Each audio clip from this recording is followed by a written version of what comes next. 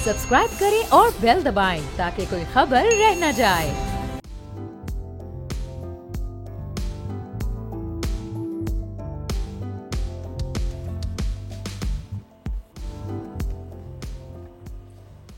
अस्सलाम वालेकुम, मैं हूं जहांगीर। आप देख रहे हैं प्रोग्राम व्यापार और पाकिस्तान स्टॉक एक्सचेंज अपने ऑल टाइम हाई रिकॉर्ड्स बनाने के बाद गुज़िश्ता रोज़ से कुछ मंदी का शिकार है। गुज़िश्ता रोज़ भी हमने तकरीबन 800 पॉइंट्स की मंदी देखी और आज भी ये सिलसिला जारी है। और जो इंडेक्स है आज एक मौके पर फिर 80,000 की हद को उसने अबूर किया, लेकिन कुछ करेक्शन आई मार्केट में और क्लोजिंग तक इंडेक्स 80,000 की हद को बरकरार नहीं रख सका है।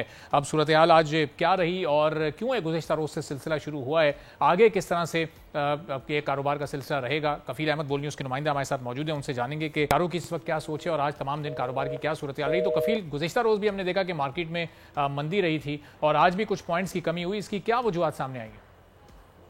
देखिए, मार्केट माहिरीन का कहना है कि जो 81,000 का लेवल था वो रेफरेंस लेवल था और उन्होंने यही तवक्को जाहिर की थी कि मार्केट का जो इंडेक्स है वो 80,000 और इसके दरमियान जो है वो ट्रेड करेगा। अगर हम आज की बात कर लें तो आज थोड़ा सा उतार चढ़ाव जो है वो देखा गया। तमाम इख्तिताम पर जो है वो मार्केट में 150 पॉइंट का इजाफा रिकॉर्ड किया गया और 89,992 के लेवल पर मार्केट जो है वो क्लोज हुई है। एक लेवल पर मार्केट जो है वो 80,114 तक गई थी, तमाम उसके बाद प्रॉफिट टेकिंग देखी गई है। अगर हम मजमूई कारोबार जिनकी बात कर ले तो 444 कंपनी को इसमें आज काम हुआ है, 180 प्लस है और 212 जिसमें कमी रिकॉर्ड की गई और तकरीबन 36 करोड़ 54 लाख शेयर का जो है वो काम रिकॉर्ड जो है मजमूई तौर पर और 18 अरब रुपए मालियत के।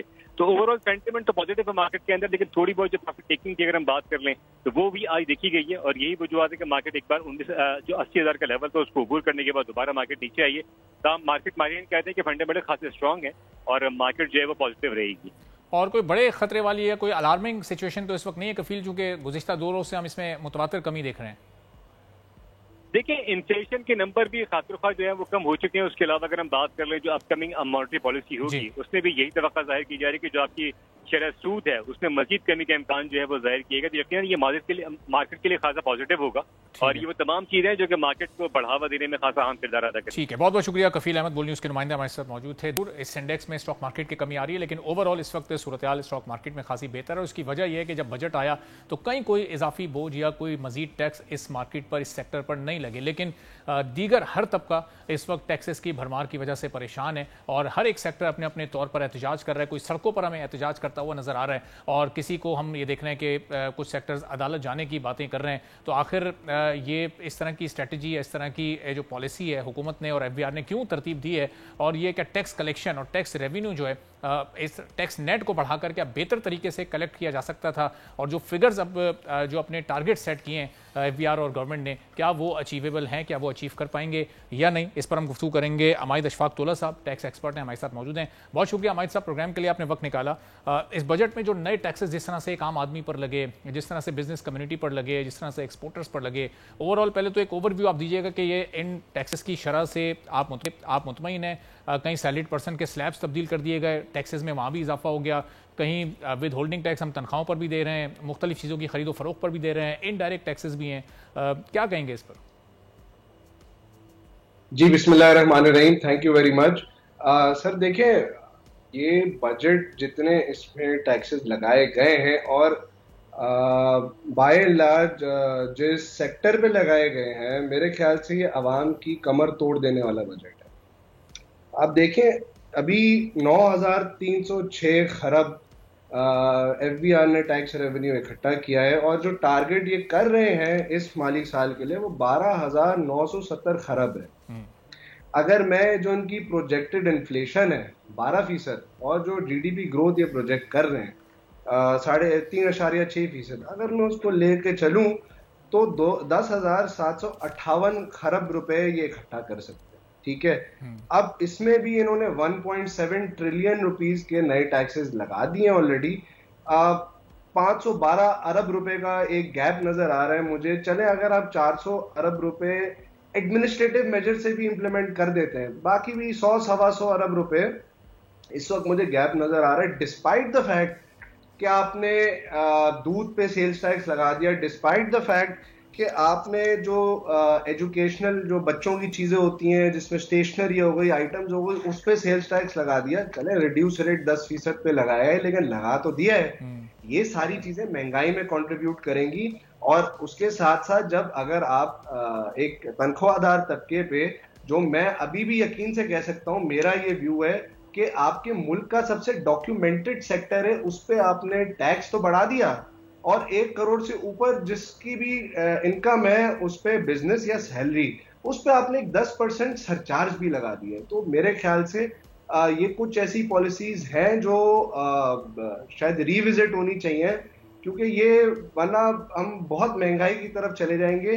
और अभी आप देखें कि जो क्या कहते हैं अपना, जो डॉलर की आप बात कर रहे हैं कि डॉलर जो है अब मार्केट में है कि जी ये शायद हो सकता है ऊपर चले जाए। हमारी एस्टिमेट्स के मुताबिक 235 रुपए से ज्यादा का डॉलर नहीं है। अच्छा। अगर ये 295 पे चले जाता है, या अगर कुछ आज से 1-2 महीने पहले एक स्टोरी आई थी और एक रिसर्च हाउस ने ये एनालिसिस किया था कि IMF चाहता है कि 328.6 रुपए पे आप माली साल 25-30 जून तक वो उसको डीवैल्यू करें। तो सर फिर हम किस तरफ जा रहे हैं? आपको पता है, अगर आप क्या कहते हैं अपना हर 10 रुपए की डिवैल्यूएशन पे 2% जो है इन्फ्लेशन का पास थ्रू इफेक्ट है, तो हम फिर किस तरफ जा रहे हैं सर? हम एक साइड पे हम टैक्स लगा के लोगों की परचेजिंग पावर भी कम कर रहे हैं, और फिर हम जो रुपए की कदर को जो है वो अंडर वैल्यू रख के हम महंगाई भी बढ़ा। तो अमाई साहब, ये जो ऑलरेडी टैक्स पेयर्स हैं उन पर जो टैक्स लोड जिस तरह बढ़ाया गया है, तो ये इसको बैलेंस भी तो किया जा सकता है टैक्स रिफॉर्म्स के जरिए। अभी तक कोई ऐसी रिफॉर्म हमें क्यों होती नजर नहीं आ रही कि एग्रीकल्चर सेक्टर या रियल एस्टेट सेक्टर या रिटेलर्स को किसी एक थ्रू प्रॉपर चैनल FBR के सिस्टम में शामिल किया जाए, उनको भी रजिस्टर किया जाए, वो भी इस टैक्स नेट में शामिल हो। तो यहाँ हुकूमत को क्या मुश्किलात पेश आती हैं आपकी नज़र में? सर देखें, आपने बड़ी अच्छी बात करी एग्रीकल्चर सेक्टर पे। RRMC reforms and resource mobilisation commission की पिछले साल 17 अप्रैल 2023 को रिपोर्ट सबमिट हो चुकी थी। उसमें इसी चीज को कवर किया गया था। One of the revenue measures was minimum asset tax. एक बियॉन्ड अ सर्टेन थ्रेशोल्ड, एक एसेट का आपका जो भी टोटल वैल्यू है, अगर उस थ्रेशोल्ड से ऊपर आपके अगर असासे हैं, चाहे वो एग्रीकल्चर के हों चाहे वो किसी भी मद में हो, ठीक है, आई थिंक बैंक अकाउंट शायद एक्सक्लूड कर दें, तो अगर वो एक्सीड करते हैं तो 1% या 2% आप एक मिनिमम एसेट टैक्स भर दें। अब उससे क्या होता है, उससे हमारे निजाम में इक्विटी क्रिएट होती है कि अगर मेरे पास फर्ज करें 10 करोड़ रुपए के असासे हैं, तो उसका 1% मुझे साल में मिनिमम टैक्स भरना है। अगर मैंने 11 लाख रुपए इनकम टैक्स भर दिया है साल में, तो ठीक है, मुझसे नहीं लिया जाएगा वो। अगर मैंने 8 लाख रुपए मैंने जो है वो मिनिमम टैक्स भरा है, इनकम टैक्स भरा है साल के दौरान, तो 2 लाख रुपए मेरा बैलेंस होगा, वो मैं मिनिमम एसेट टैक्स की मद में जमा करवा दूंगा। आई बिलीव उस वक्त काफी ऑपोजिशन फेस करी इस प्रपोजल ने।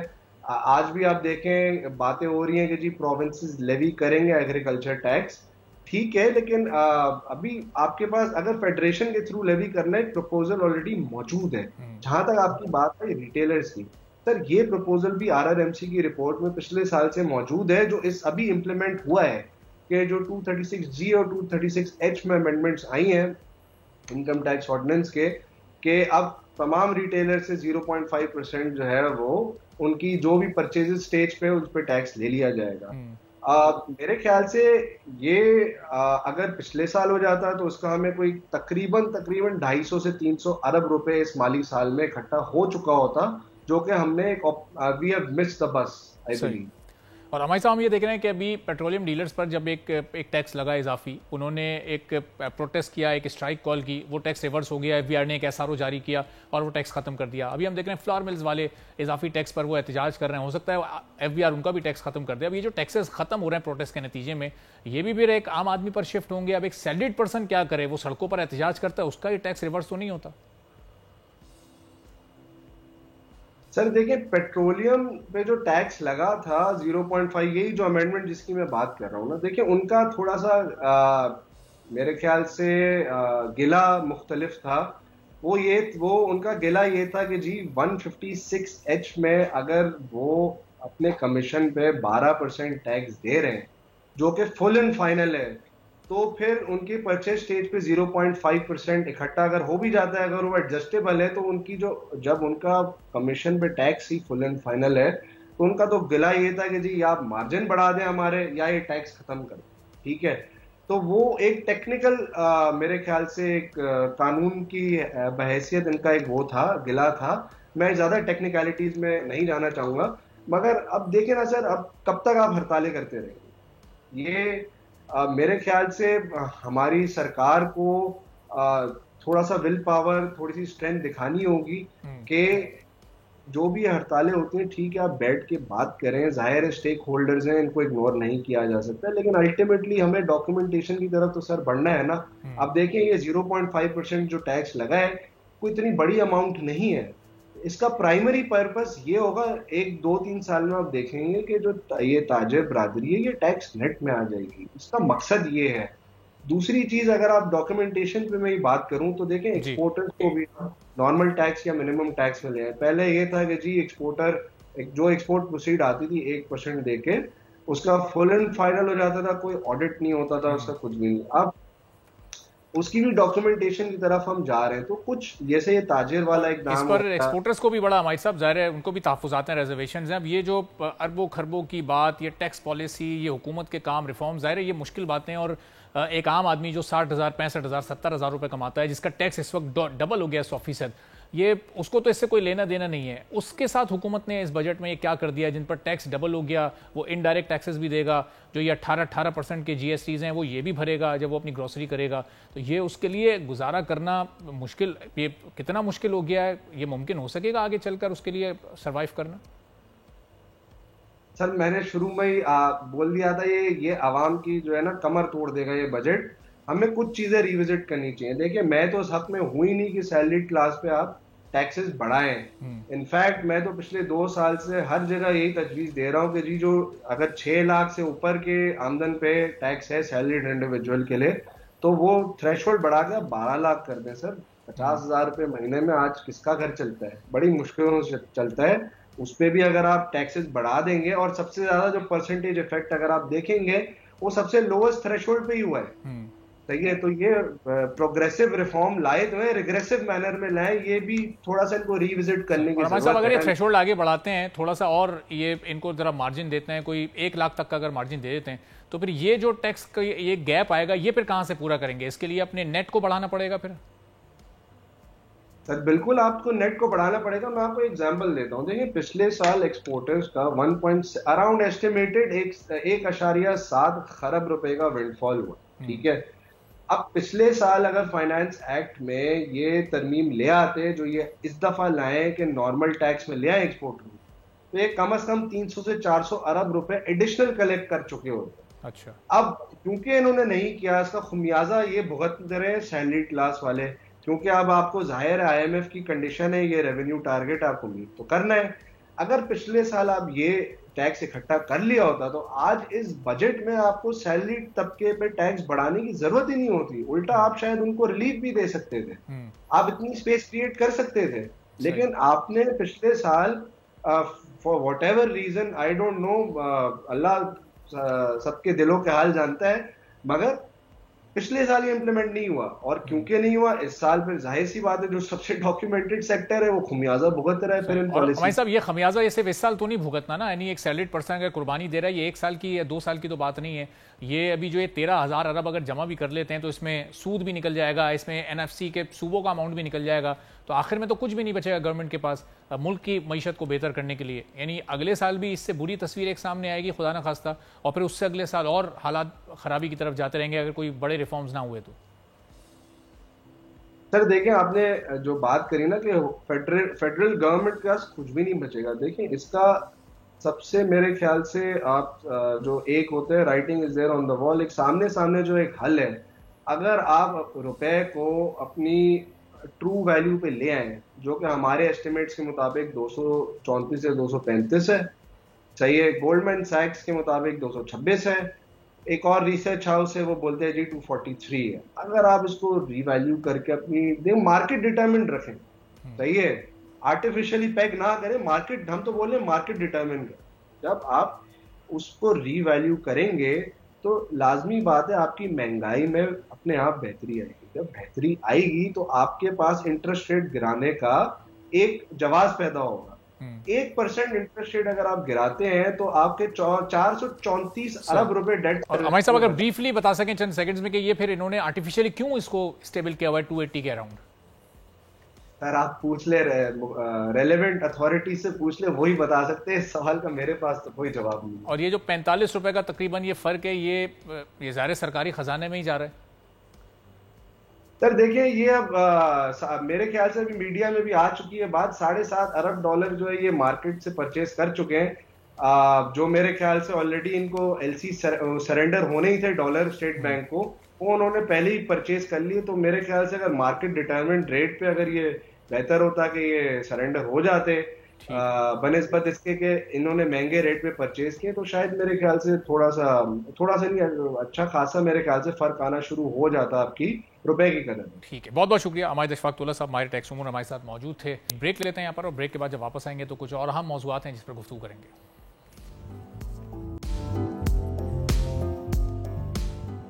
एक बार फिर प्रोग्राम में आपको खुशामदीद कहेंगे। और IMF की जानिब से अब पाकिस्तान की हुकूमत को और ख़ास तौर पर वजारत ख़जाना को तजवीज़ पेश की गई है कि ज़राई आमदनी पर भी यानी ज़राअत के शोबे पर भी 45% टैक्स को लगाया जाए। अब वजह यह बताई गई है चूँकि पाकिस्तान की जो टोटल मईशत है उसका 24% है ज़राअत, और ये सेक्टर सिर्फ 0.1% टैक्स में अपना हिस्सा डाल रहा है। अब ज़ाहिर है कि एक आइनी रुकावट भी मौजूद है। वफाकी हुकूमत बराह रास्त ज़राअत पर नई टैक्स लगा सकती, तो अब सूबों से यह मुतालबा किया है IMF ने कि इसको नाफिजुल अमल किया जाए ताकि जो पाकिस्तान में टैक्स के मामलात हैं वो बेहतर हो सकें। अब ये देखना है कि जिस तरह IMF के दीगर प्रेशर्स को फौरी तौर पर कंसीडर किया जाता है हुकूमती सतह पर, तो IMF की इस तजवीज़ पर पाकिस्तान में सूबों का और ख़ासतौर पर वफाकी हुकूमत का क्या रद्द अमल सामने आता है। चौधरी हसीब अनवर साहब चेयरमैन पाकिस्तान किसान इत्तेहाद के हमारे साथ मौजूद हैं, उनसे इस सिलसिले में मजीद गुफ्तगू करेंगे।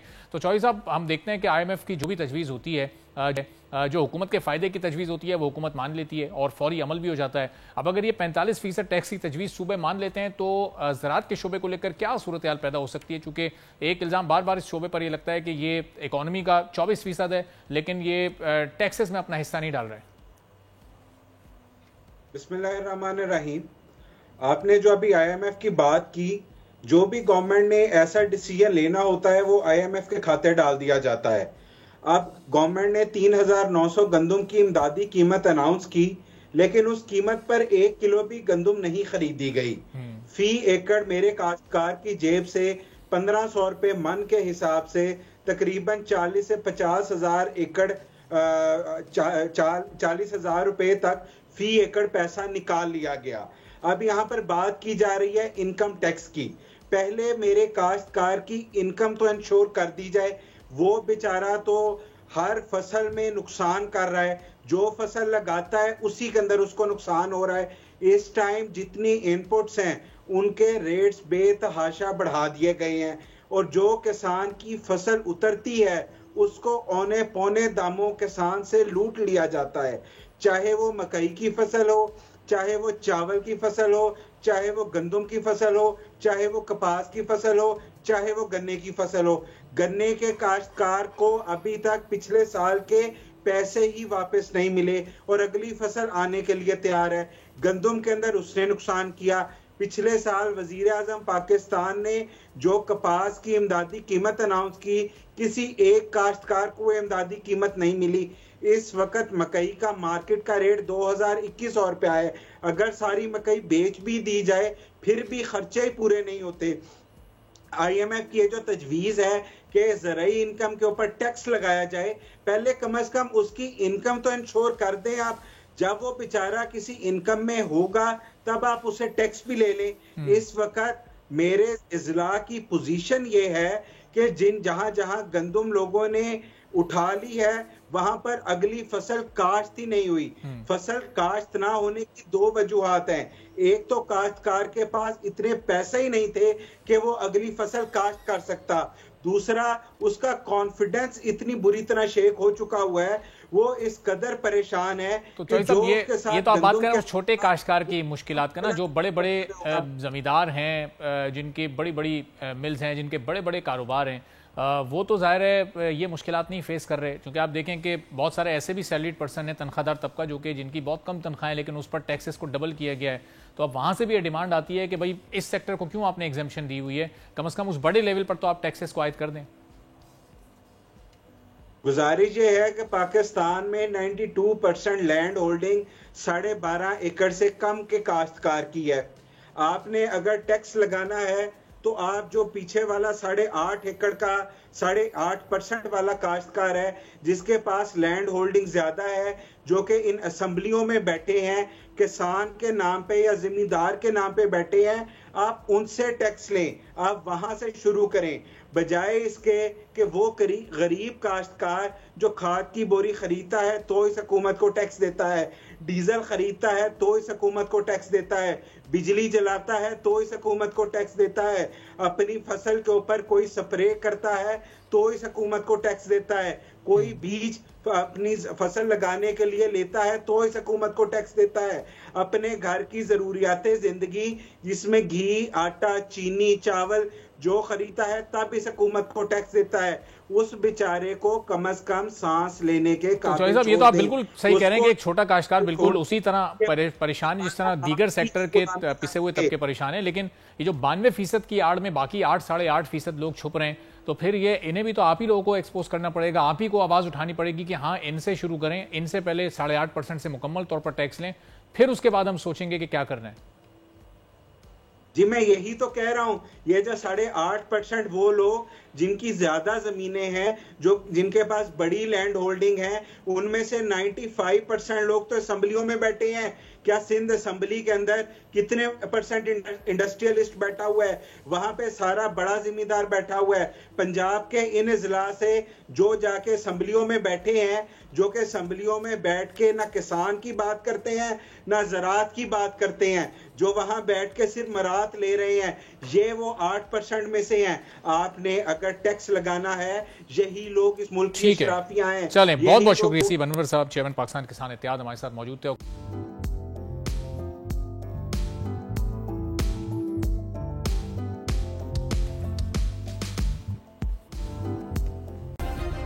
सब्सक्राइब करें और बेल दबाएं ताकि कोई खबर रह न जाए।